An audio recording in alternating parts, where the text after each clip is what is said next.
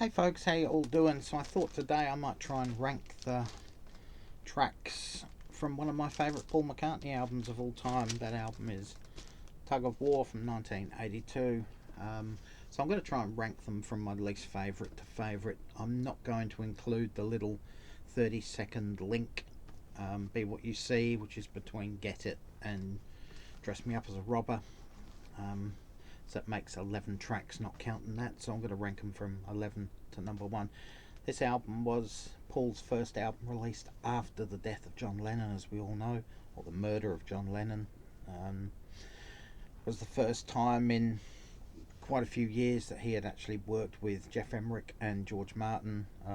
Geoff engineered the album, George produced it, which gave a beautiful, crystal clear sound, probably the best production on any of his albums since Band on the Run, and that's obviously the George Martin effect, and it brought out the best in his songwriting skills as well. Another thing that George Martin did with Paul, helped obviously, encouraged him to write better songs as part of the process, probably because he was the only person that dared say that's not good enough, Paul, and made him think about doing things properly because of the respect they had for each other. Okay, so let's rank them from number 11 through to my ultimate favourite. So at number 11 on my list I have Ebony and Ivory. I'm just not a fan of that song. Never liked it when it was a hit single. It's too saccharine, too sugary sweet, too, I don't know, it's just too sickly sweet for my liking. It really is. I get the message behind it, the whole anti-racism thing, the keyboard, the keys on sitting side by side on a piano. It's supposed to project harmony and blah blah blah. I get all that. I'm not a fan of Stevie Wonder. I'm a big fan of Motown, but I'm just not a fan of Stevie Wonder overall. And I don't think he adds to this track very much. In fact, I prefer Paul's solo version with his own solo video. The song being on the 12-inch version of this single, I think Paul's version is a lot better than the one with Stevie Wonder. But that, like I said, I'm not a fan of Stevie Wonder overall. Number 10 on my list, we go to Get It, which is duet with Carl Perkins, very 50s sounding, up-tempo, upbeat little song. Oh, sorry, the Ebony and Ivory comes in at 5 out of 10. I also think that's a weak track to close the album as well. So yeah, number 10, Get It, the Carl Perkins song. You can hear they're having fun. You can almost feel them smiling and bopping around as they're having it. I get it. At the end of the song, they actually laugh. So they had a good time making it. I just don't think it fits with the style of songs that are on this album. It would have made a good B-side, maybe of one of the singles, or a third track on a 12-inch single maybe. But I just don't think it fits with the rest of the album. But it does come in at 6 out of 10 for me. Number 9 on my list. A lot of people are going to be quite surprised by this, but I've actually got Take It Away. That song a few years ago certainly would have been top 2 or 3 for me. Certainly top 4. There's nothing wrong with the song. It's a really good song. It comes in at 8 out of 10, which means I do love the song. It's just everything's got to go somewhere, right? I love the groove, I love the feel, I love the flow of the song, but it's got to go somewhere on my list. I actually do like the reggae version that he demoed with the reggae style music, 1979 I think it was, or was it 1980? That wouldn't have fitted on this album with that style of music, but I do really like that version as a demo version. But he certainly did improve on it with this one. The album track, as I said, 8 out of 10, Take It Away.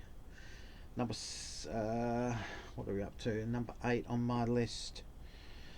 We're going to go for Dress Me Up as a Robber. I think that's a cool song. It's almost disco-ish, almost danceable, almost Good Night Tonight type vibe with it. I think it's a really, really cool song. As I said, I do love the song. It comes in at 8 out of 10. It's a shame he never played this live, or I can't remember ever hearing him play this live, but he would have done a really good version playing this live for sure. So 8 out of 10 for that one. Number 7 on my list, What's That You're Doing? Another duet with Stevie Wonder. It's got a funk soul vibe to it. It's more of a Stevie Wonder song than a Paul McCartney song. I like the way they play off lines together. I think it's really cool. Sounds like they're actually having fun making that song. As I said, I'm not a fan of Stevie Wonder, but I love all the Motown artists from the 60s and 70s, so go figure why I'm not a fan of Stevie Wonder. I think they played all the instruments between them on that track as well, so kudos for that. Really, really good, and I do love the song. Comes in at 8 out of 10. I would have liked that to have been a single, heard some sort of 12-inch extended remix of it. I think that would have been really, really cool, but it didn't, it wasn't, and it is what it is. So at number 6 on my list, another song that a lot of people would rank a lot higher. But again, all these songs have to go somewhere. I've got Here Today.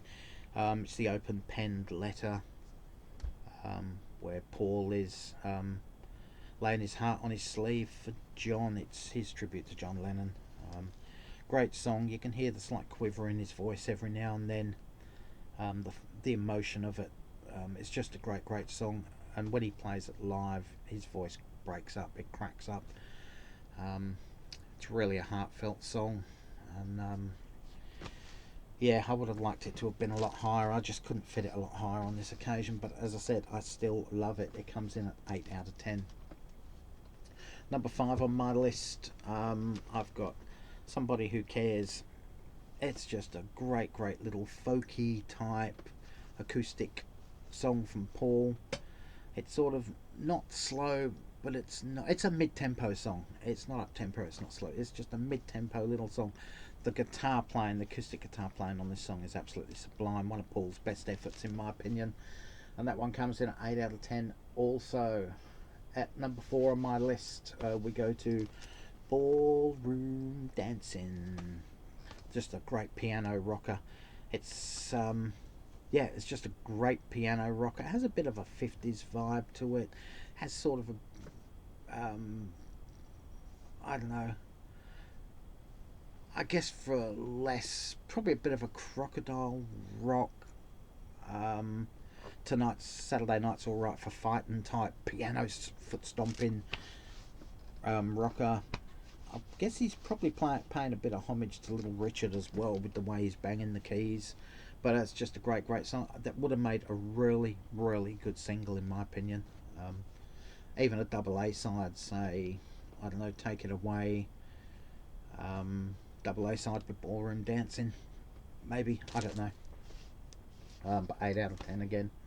Number 3 on my list, I have the title track, an opening track of the album, Tug of War. Great, great song, one of Paul's greatest songs. I just like the way it builds up from being a little acoustic thing to a full-blown power ballad, for want of a better word. Again, one of his better efforts as a solo singer in terms of songwriting. I think it works on every level, vocally, lyrically, musically. Love Linda's harmonies on this one as well, absolutely incredible. And it harks back to the old Beatle days with the whole peace and love and anti-war type stuff, and, well, just the whole peace and love thing. Just a great, great song. It comes in at 8.5 out of 10. Number 2 on my list, we go to The Pound Is Sinking.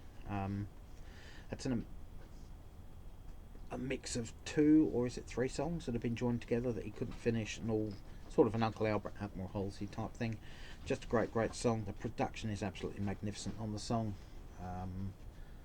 9 out of 10 for me, which means number 1 on my list is Wanderlust, the piano ballad. Absolutely brilliant. Probably top 5 of his entire career, in my opinion. Love the way he sings alongside himself as well. In that, it's just a great, great song. His vocal range is absolutely brilliant in the song. He hits every note absolutely bang on. And again, as I said, it's one of the best songs he's ever written and sung in his entire career. So you got Wonderlust, 9.5 out of 10 for me. So there you go, folks. That's my counting down and ranking of the songs on one of my favourite albums of all time, Tug of War by Paul McCartney. Leave your comments in the comments section below. Where would you rate the songs? Are you a fan of Ebony and Ivory? That used to be pretty high on everyone's lists back in the day, 10, 15 years ago. Even back in the 1980s, everybody seemed to love Ebony and Ivory. I never cared for it. And now when I see the lists, it seems to be fairly close to the bottom. So why is that? Why all of a sudden have people turned away from Ebony and Ivory over the last decade or so? I mean, there's nothing overly wrong with the song. It's just, maybe it's one of them songs that just don't stand the test of time well. Anyway, guys, thanks for watching. Leave your comments in the comments section below. Stay safe, take care. All for now. Catch you around them. Bye, folks.